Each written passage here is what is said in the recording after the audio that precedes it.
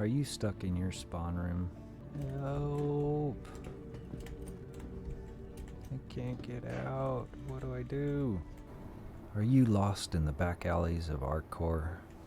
Did you crash your ship in the hangar on your first flight?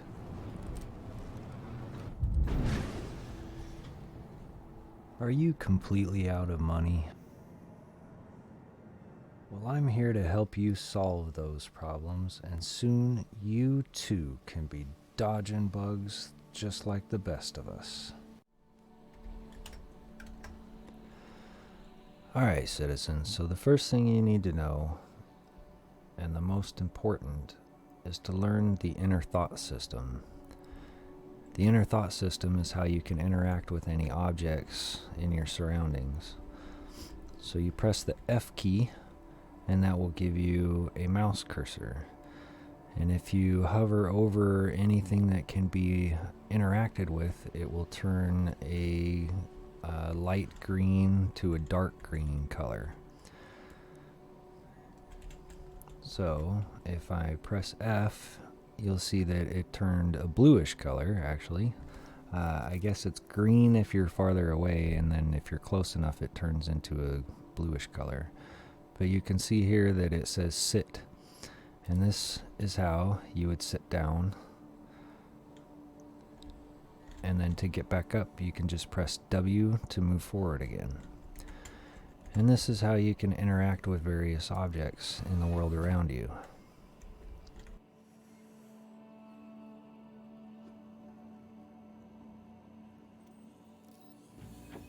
So the F key is the key that you'll probably be using the most, and it's how you can interact with the door to open it. It's how you can interact with the ASOP terminals to retrieve your ship. The next one that you'll need is for eating and drinking. In order to eat and drink, you have to remove your helmet first. So you can do that by pressing F and right-clicking, which will bring up a radial menu. Right here, toggle equip helmet will be a darker black color if you had a helmet on, and you can press that and it would remove your helmet. This is also how you can get into your personal inventory if you so choose. You can also press the I button to get to your inventory. And then under actions, this is where you can perform various actions, like you can perform different emotes. And you may not see it, but my character just stood at attention. There is also how, let's see, you can dance.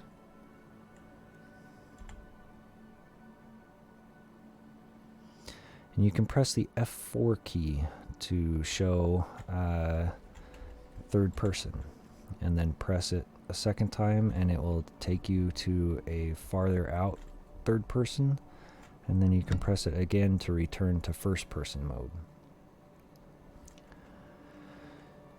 So you can also, instead of using the radial button, you can also press I, and this will take you to your inventory screen.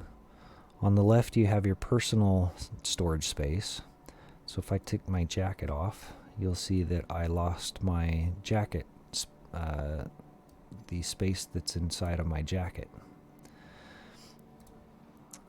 And you can also see here the carrying capacity of the individual items. So here it's 2000 pico SCUs, and the capacity of my hip pockets is 4000 pico SCUs. Pico SCUs are for very small items. If you look at this one, it's the volume of this Agni quantum drive is 756,000 pico SCUs. So that will definitely not fit in my jacket pockets. Over here on the right side is the local inventory. This is the inventory of the location that you are currently in. If you were inside of your ship, You would also see another tab up here next to personal that says vehicles. So if you are going to be transferring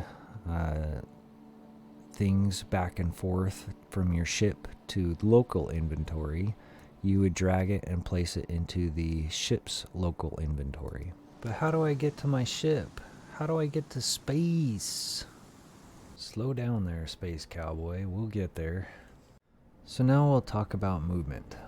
You can use the WASD keys to move.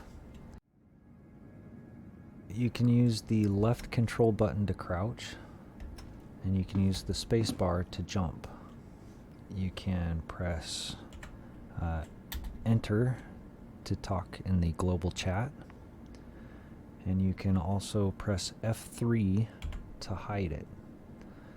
Pressing F3 again will show it again. You can press the F1 key to bring up your Mobiglass menu. Comlink is where you can see the different comm channels, such as global chat.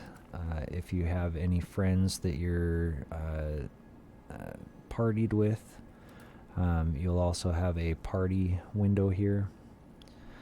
The other one is the vehicle loadout menu. This is where you can change any of the equipment on your ship. The knick-knack button is where you can see all of the different places that you have visited, and you can also see any of your equipment that you have in that location. The skyline button is to show you the map. We'll go into this more when we get into flying your ship, and you're plotting a route for your quantum jumps and etc. The MO Trader is how you can send money to other players and how they can send money to you.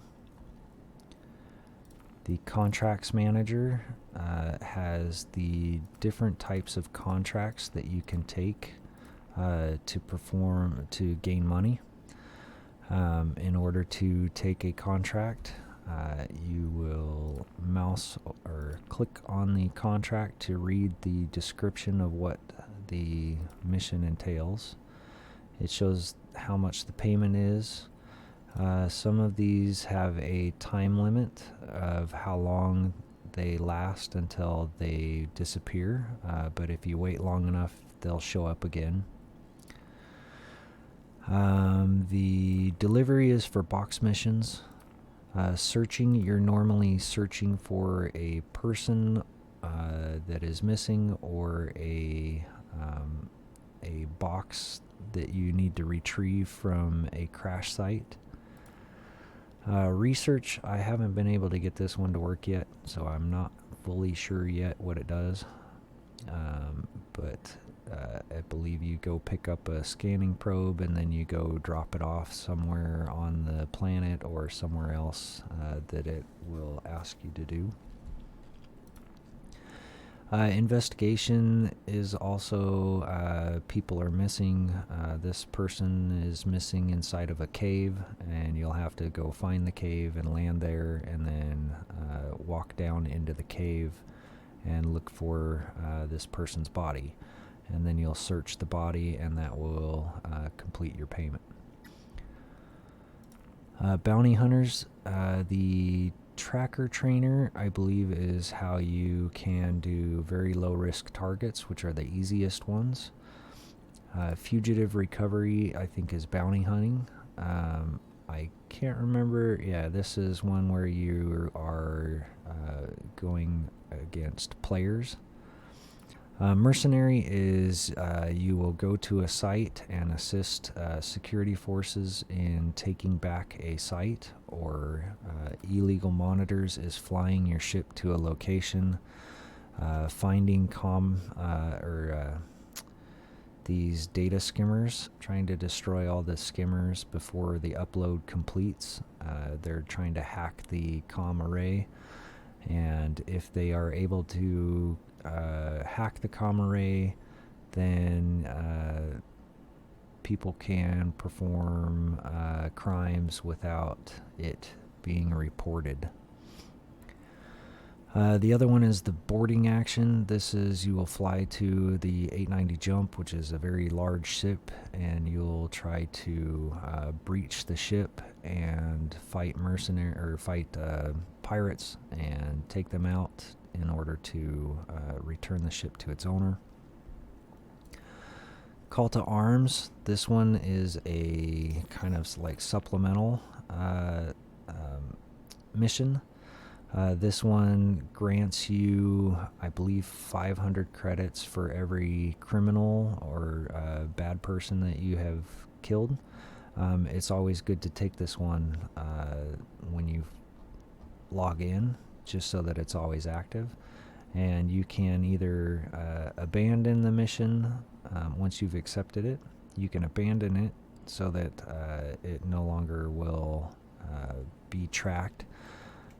And you can also untrack it, and that way it's just not showing up on your main screen. So I always take the call to arms, and then I untrack it, and then I just go about whatever I want to do for the day.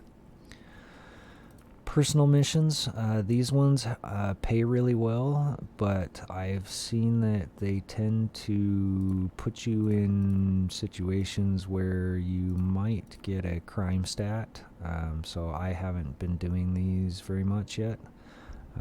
I will probably do them in the future because I don't know what all they actually do. I've just been doing box deliveries and investigations and some bounty hunting, and I've done some mercenary missions, and then I mostly do cargo hauling with my large freight ship, so that's why I haven't really done the personal missions much. Beacons is where you can create a beacon. So if you get shot and are wounded in a mission, you can create a rescue beacon, and other players will be able to see this beacon and accept it to come provide assistance for you or to provide first aid. You can also do transportation, where you can request personal transport from a specific location to another location. You can do here's your medical assistance, and escorts, I believe, you can do an escort mission. So if you're transporting high value goods, you can request an escort, like a fighter escort, and this is how players can create dynamic missions for other players. You can see the history if you've taken any contracts, and that's pretty much it. Up here, view contract ratings.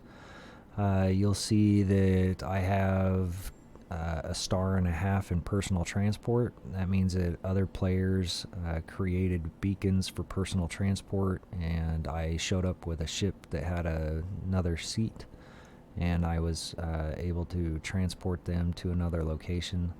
And that 1/2 star one, I entered the moon going too fast for the atmosphere, and I basically just crashed into the world because I was going much too fast and I couldn't slow down, and my ship was not being as responsive because I was going too fast. So that's why I have a 1/2 star there, but that was a fun time. Vehicle maintenance, we'll kind of go into this one as well when I go into how to pilot your ship, how to take off and land, and how to repair, restock, and refuel your ship. The journal, this has lore and important information if you want to see it. Commodity price alerts, this is kind of like a notification about what goods are cheap, where you can buy and where you can sell these goods for. These are normally small amounts of items. So they're very good starting out if you want to get into cargo hauling. It talks about first aid, how to eat, and then there's just a few other updates in here, just kind of explaining what the different factions are, and etc. And then the Delphi, this is also the different missions that you have taken. It will give an explanation of what your rank with that certain faction is. The higher your rank is, the better your missions that you'll get. And then if you have any special NPC contacts, and you can just kind of see a bit more information about the faction. So that is the Moby Glass. So now I'll go back to my movement. So you can move forward, you can press left shift to run, and you can scroll up and scroll down to adjust your speed. So I'm going very, very slow. When you go into third person view, you can press Z to move the camera around your character. So I'm going to move slowly, and if I mouse up, you'll see that I walk much faster, and then I can slow back down. So I will see you at the ASOP terminals in just a moment, and I will continue the video from there. Alright, awesome, you made it. Welcome to the ASOP terminals. This is where you can retrieve your ships. If your ship was destroyed, you can claim it, and then you can pay a fee to file a claim, and it has 40 seconds of time. And then you can expedite the claim to where you can reduce the amount of time it takes to deliver it by paying a certain amount of money. Once you have retrieved your ship, so if I go retrieve, it will tell me what hangar it will be delivered to. Your vehicle has been So delivered hangar to the following 1. location. Please visit us again. So then you can go to any of the elevators around or near the ASOP terminals, and then you will select the hangar that you wish to go to. So I want to go to hangar 1, and if you look at your ship, you'll see it says hangar 1 also. So if you forget which location it is, or if the terminal doesn't say, you can find out where your ship is.